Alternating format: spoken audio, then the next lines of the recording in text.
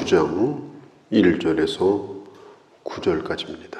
고린도 교회를 향해서 이렇게 말합니다. 예루살렘 교회를 위한 구제 헌금에 적극적으로 참여하였기 때문에 더 이상 쓸 필요를 느끼지 않는다. 그리고 당신들이 그 귀한 일에 열정을 가지고 참여를 했기 때문에 마게도니아 교회도 같이 열심을 내고 이 일에 참여하게 되었다. 그런데 지금에 와서는 고린도 교회가 그 열정이 식어지고 참여하기로 했던 그 형제들이 그 일을 중단하고 점점 그 일에 대해서 잊혀져 가고 있는 그런 상황에 대하여 오늘 매우 안타까워하는 그런 장면이 1절, 2절에 있는 말씀입니다. 2절 끝에 보면은 너희의 열심이 폭 많은 사람들을 분발하게 하였느니라. 그리고 내가 고린도 교회를 가는 곳마다 자랑했다. 이렇게 열심을 내고 있다고, 이렇게 귀한 일에 앞장서고 있다고.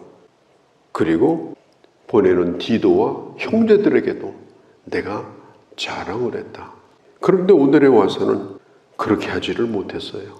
그래서 바울이 3절에 우리의 자랑이 헛되지 않도록 했으면 좋겠다. 열정이라고 하는 것은 사람을 분발하게 하는 마치 시너지와 같아요. 한쪽에서 불이 막 붙으면 그 불이 다른 데로 옮겨 붙습니다. 그런 효과가 있어요. 한 사람이 열심을 내면 그 열심을 보고 다른 사람도 하고 싶은 마음이 생겨요. 하고 싶은 마음이 아예 안 생기는 사람은 그 수검댕이에요. 이미 죽어있는 수검댕이. 조금이라도 불씨가 있는 사람은 옆에서 막 살아나면 그 남아있는 불씨도 살아납니다. 시너지 효과가 일어나는 거예요. 과거에 고린도 교회가 불쏘시개 역할을 했어요. 마게도니아 교회가 그래서 이 헌금을 하는 이 놀라운 그런 바람이 분 겁니다. 그런데 그 시작 지점이었던 고린도 교회가 사그라져 버렸어요. 만일 그 소식을 마게도니아 교회가 듣는다면 우리는 뭐야? 왜 이걸 하고 있는 거야? 어떤 형제는 그렇게 말할 겁니다. 한쪽에서 불이 꺼져 버리면요, 다른 쪽도 불이 꺼집니다. 우리 자신을 한번 볼 필요가 있어요. 나는 하나님의 역사에 정말 불쏘시개와 같은 그런 역할을 하는 사람인가? 아니면 불을 끄고 있는 사람인가? 아니면 그 모든 것과 무관하게 그냥 숫덩이로 살고 있는 자는 아닌가? 우리 자신을 돌아볼 필요가 있습니다. 내가 디도와 두 형제를 내가 보낸다. 세 사람이에요. 왜 세 사람을 보내느냐? 이 헌금을 다루는 일은 매우 중요하기 때문에. 그리고 이렇게 말해요. 그들이 갈 때에 3절에 준비해 두었다가 준비하게 하려 함이라. 준비해 두었다가 하도록 해라. 오늘 본문에는 이 준비한다는 말이 여러 번 나옵니다. 2절, 3절, 4절, 5절에는 2번. 이 준비하는 게 대단히 중요한 거예요. 다른 사람 헌금 얼마나 하나 그거 보고 있다가 적당히 하는 건 준비하는 게 아니에요. 얼마나 할 수 있는지 그건 자기가 잘 알아요. 없으면 없는 대로 해도 되고 있으면 있는 대로 하면 되는 거예요. 왜냐하면 본래 헌금은 하나님 앞에 하는 것이기 때문에. 그러나 중요한 한 가지는 준비해야 된다는 데 있습니다. 눈 딱 감고 그냥 집히는 대로 헌금하고 하나님 앞에 드리는 헌금이 그렇게 되어서는 안 된다. 준비한다는 것은 뭐냐? 자원한다는 뜻이고 자발적으로 한다는 뜻이고 적극적으로 한다는 뜻입니다. 우리가 사람에게 선물할 때도 얼마나 고심하고 생각하고 준비합니까? 미리 준비하잖아요. 그래서 거기에 정성을 담아서 선물을 하죠. 그렇지 아니하고 그냥 집어던지듯이 선물을 한다면 그게 어떻게 선물일 수 있겠습니까? 헌금이 헌금다워지려고 하면은 준비해라. 우리가 1년을 시작할 때도 그렇습니다. 교회에서 드리는 건 회비와 헌금이 있어요. 우리가 각종 모임이나 어떤 목적을 위해서 모여진 우리 그룹에 회비를 냅니다. 그 회비에 대한 의무도 잘 해야 돼요. 그래야 그 회가 1년 동안 세운 계획을 할 수가 있습니다. 그리고 또 헌금이 있습니다. 그리고 그걸 준비하는 거예요. 회비는 이미 금액이 정해져 있으니까 그대로 하면 되고, 그리고 헌금은 연초가 되면 내가 어떻게 해야 되나 계획을 짜서 해야 되는 거예요. 내가 하나님 앞에 약속한 대로. 그리고 그것은 교회에 약속한 것입니다. 그리고 나 자신과 약속한 것입니다. 즉흥적으로 드리는 게 아니에요. 그렇게 해서 드려야 이게 헌금다워지는 거예요. 그렇게 해서 해야 그 부서도 1년 동안 계획된 대로 일을 하고, 그렇게 해야 교회도 계획된 대로 일을 하고 지출을 할 수가 있는 거예요. 교인들이 내키는 대로 헌금한다면 교회는 아무 일도 할 수가 없어요. 왜? 미래 예측이 되지 않는 거예요. 그래서 모든 교인들은 연초가 시작되면 다른 교회보다 헌금 드릴 계획을 세워야 됩니다. 그 계획은 하나님과의 약속이기 때문에 스스로가 그걸 잘 지켜야 돼요. 그게 바로 준비한다는 말입니다. 그리고 6절에 이것이 그랬어요. 이것이라는 단어가 아주 중요해요. 왜냐하면 이 말은 명심하라 이런 뜻이에요. 이것이, 이 말은 요점, 아주 중요한 요점이다. 하나님 앞에 드리는 예물은 축복의 씨앗이 된다 하는 겁니다. 우리가 하나님 앞에 헌금을 드리면서 축복받기 위해서 헌금하는 거 아니에요. 그것과 상관없이 헌금을 했다 할지라도 하나님 앞에 드리는 이것은 하나님이 기억하신다. 인색하게 심은 자는 적게 거둘 것이다. 그러나 힘을 다하여 심은 자는 풍성하게 거둘 것이다. 그래서 6절에 많이 심는 자는 많이 거둘 것이요. 이 많이라는 말이요, 우리 성경 제일 밑에 보면 각주가 나와요. 거기 보면 헬라어 뜻으로는 복이다 이렇게 따로 번역을 해놨습니다. 그러니까 하나님 앞에 뭘 많이 거두느냐는 거예요. 많이 심는다는 말은 복을 많이 심는 거예요. 그러면 복을 많이 거둔다는 뜻입니다. 하나님 앞에 드리는 헌금 자체가 복이에요. 그게 은혜입니다. 그러면 하나님께서는 은혜로 채워주시고 복으로 채워주시는 거예요. 내가 헌금에 대해서 어떤 태도를 가지고 있는가, 이건 아주 중요한 거예요. 한 달란트 받은 사람이 마태복음 25장에 보면은 이까짓 거 한 달란트 이렇게 했어요. 하나든 둘이든 간에 심어야 싹이 나는 거예요. 한 달란트 받은 사람은 요거나마 없으면 어떻게 할까? 그래가지고 꽁꽁 싸가지고 저장을 해뒀어요. 그러면서 이렇게 얘기했어요. 하나님은 능력이 많으시니까 심지 않은 데서 거둔다. 하나님은 아무리 능력이 많아도 심지 않은 데서 거두진 않습니다.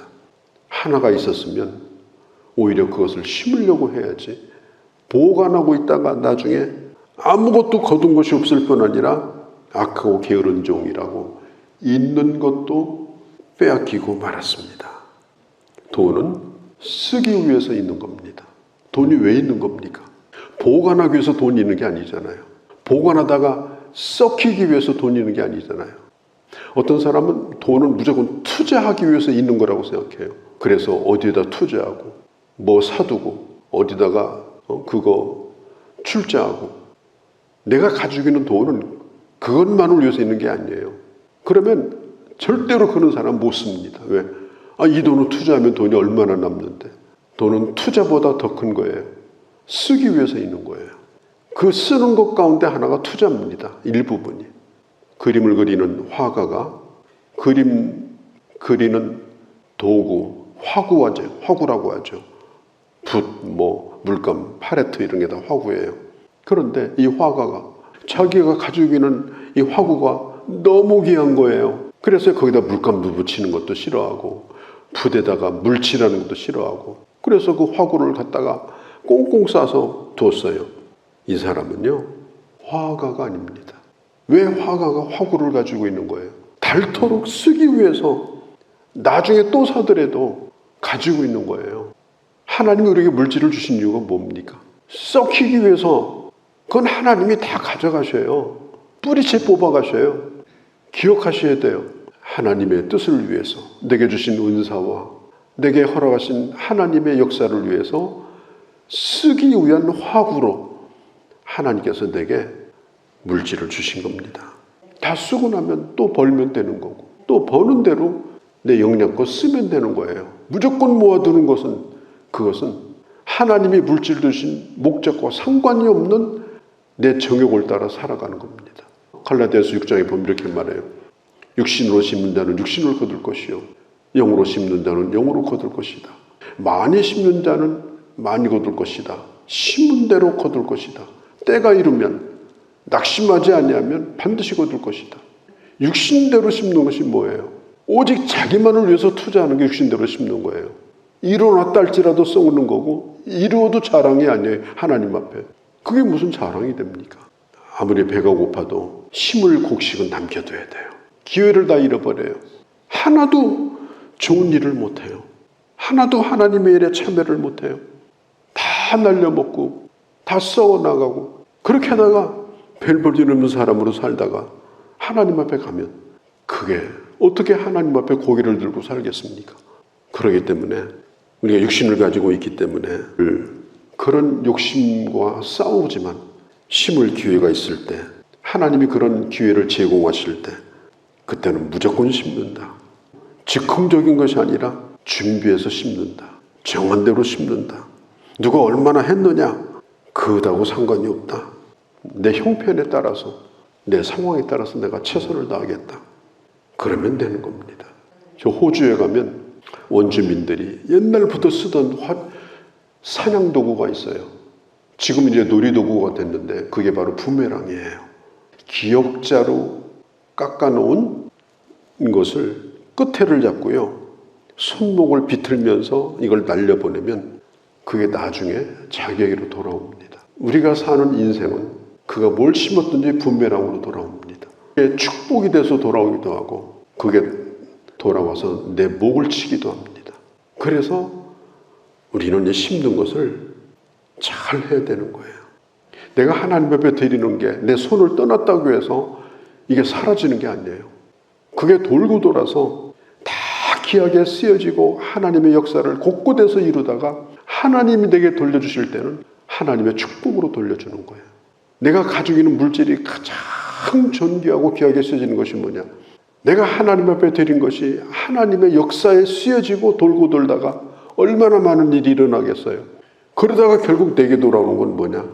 하나님의 보상이고 하나님의 은총입니다. 이것만큼 지혜롭게 사는 게 없어요. 이것만큼 확실한 투자가 없어요. 우리 인생은 딱 두 가지입니다. 주느냐 빼앗기느냐.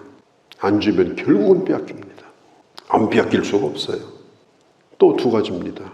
쓰느냐 없어지느냐. 쓰면 영원히 남지만 안 쓰면 결국은 없어집니다. 또 두 가지입니다. 드리느냐 사라지느냐. 내가 가지고 있는 것을 드릴 수 있는 기회가 수없이 많지만 결국은 그 기회를 잃어버리는 사람은 사라지고 맙니다. 내가 인생을 어떻게 살아야 되나? 어떤 자세를 가지고 살다가야 내가 이 땅에서도 하나님의 복된 사람으로 살고 하나님 앞에 가서도 내가 복된 자로 설 수 있는가? 깊이 생각하셔야 됩니다. 20세기의 미국의 최고의 철강 회사의 선구자였던 앤드류 카네기, 그 어머니가 죽으면서 유언 대신에 쪽지 하나를 남겨줬어요. 엄마가 직접 써가지고 죽으면서 그 아이의 손에 그걸 지어줬습니다. 그리고 그 아이는 그걸 마음판에다가 새겼어요.